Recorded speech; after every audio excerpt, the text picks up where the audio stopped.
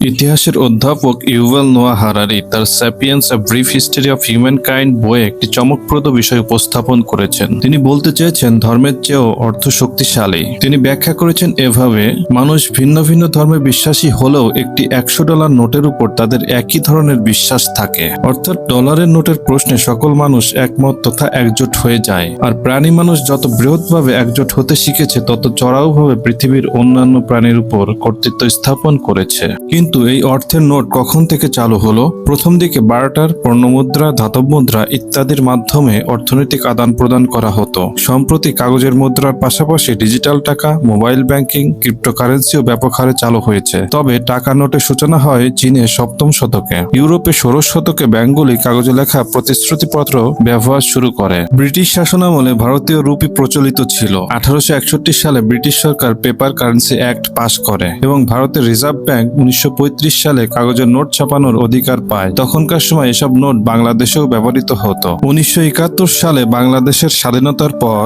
প্রথমবারের মতো স্বাধীন বাংলাদেশের নিজস্ব মুদ্রা চালু হয়। 1972 সালে বাংলাদেশ ব্যাংক প্রতিষ্ঠিত হয় এবং তার অধীনেই কাগজের নোট ছাপানো শুরু হয়। প্রথম মুদ্রিত নোট ছিল 1 টাকার। এরপর ধাপে ধাপে বিভিন্ন মূল্যমানের নোট চালু হয়। বর্তমানে বাংলাদেশ ব্যাংক এসব নোট ইস্যু করে। সময়ের সঙ্গে সঙ্গে নোটগুলোর ডিজাইন ও নিরাপত্তার বৈশিষ্ট্য উন্নত করা হয়েছে। কিন্তু এই নোট ছাপানো অত্যন্ত ব্যয়বহুল। যেমন 100 টাকার নোট ছাপাতে প্রায় 5 টাকা এবং 500 টাকার নোটে 4 টাকা 70 পয়সা খরচ হয়। এছাড়া 200 টাকার নোটে 3 টাকা 20 পয়সা, 100 টাকার নোটে 4 টাকা এবং 10, 20 ও 50 টাকার নোট ছাপাতে প্রায় 1 টাকা 50 পয়সা খরচ হয়। নোট ছাপাতে বছরে খরচ হয় 500 কোটি টাকারও বেশি। এই খরচ ও নিরাপত্তার বিষয় সামনে রেখে ভবিষ্যতে কাগজের নোট থাকবে নাকি ক্যাশলেস সোসাইটিতে আমরা ঢুকবো?